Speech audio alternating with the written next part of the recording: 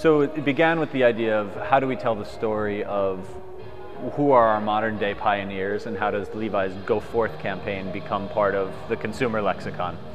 And so print and TV have done a really good job of establishing that, but we need to actually build these workshops for people to understand how it comes to life and how to be tactile and how to actually make something.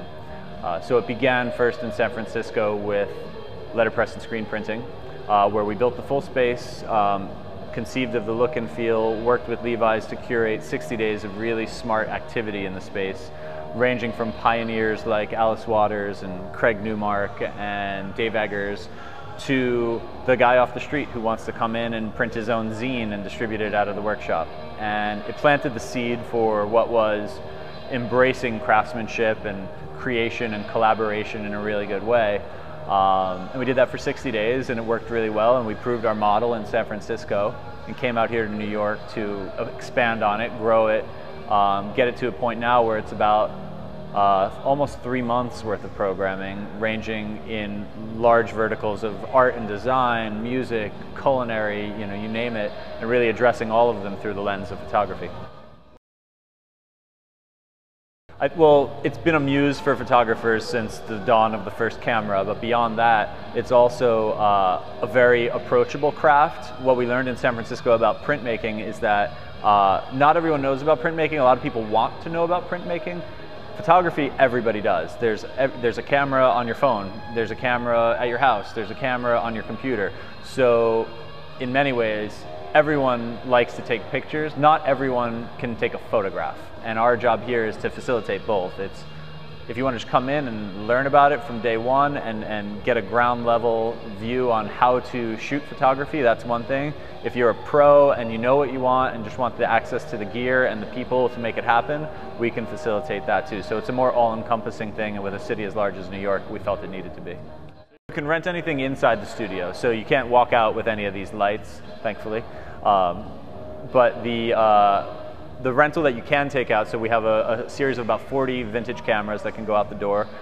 We have some Leica Velux point and shoots, which are their newest ones, Velux 20s. Those can go out the door. But staying within the studio, we've got M9s, we've got the S system from Leica, and then Hasselblads and other things to shoot in here.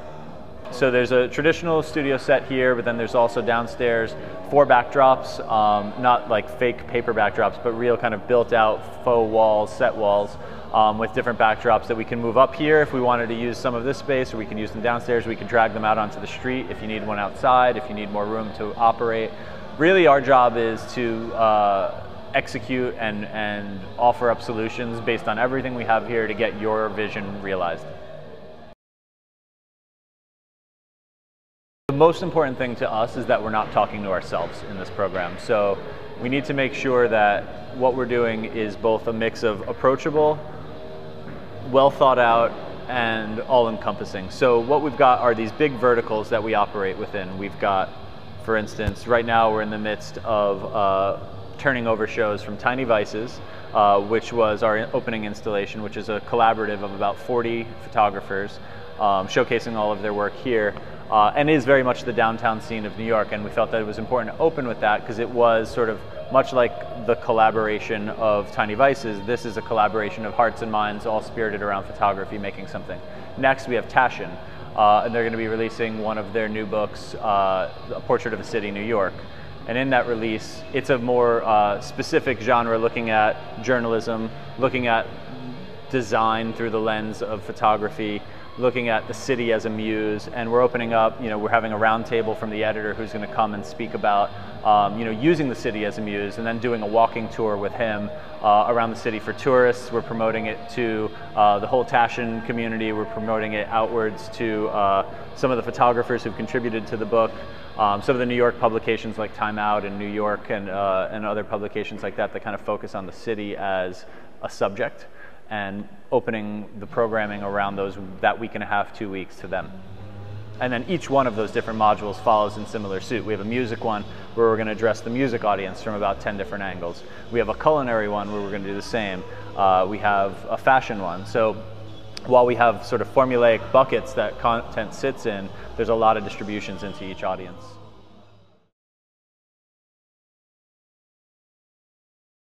from day one, Levi's has been focused on making this a space that is inviting and all-encompassing, and that looks at a particular craft. For Levi's, the most important thing of this is craft and community. So let's pick a craft, and let's pick a community, in this case New York and the photo community of New York, and let's make sure that we give them all of the tools and all the things necessary to embrace it, while also still making sure that every message that's being told in here relates to the brand and relates back to retail in one way, shape, or form. Any proceeds that are made here go to charity, but the things we've chosen to sell here are things that speak to a larger Levi's ethos for craftsmanship and work. So we have a very curated collection of mainline products that are primarily truckers for men and women, trucker jackets, and corduroys for men. Why? Because we found that those are the most sort of appropriate to working during this season, you know, basically the fall season, with that it's a light jacket and a light pair of pants that are durable, that would fit with someone who's going to grab a pair of pants and head out into the street and start shooting. You know, we're not selling stuff that wouldn't be useful in a work context. And that's sort of a very subtle way of telling the retail story within a space like this. There are 3 slated for next year. There is talk of hitting a bunch of unexpected markets. Detroit, New Orleans are both being thrown around. We may head over to Austin. The crafts will always kind of stay within. We're definitely going to continue doing photography and printmaking in different markets. We're looking at recording. Recording wouldn't just be music, it would be spoken word, oral histories, things along those lines as well. And then looking at other design-based crafts and other things that really truly get your hands dirty. You know, we'd love to have, like, you know, a sculpture or like a welding one. My insurance provider doesn't really want that, but I think that that would be a fun one. And, you know, so we're kind of exploring what the best thing is, but there will definitely be more next year. This is not something that Levi's did, it's something that the brand will do.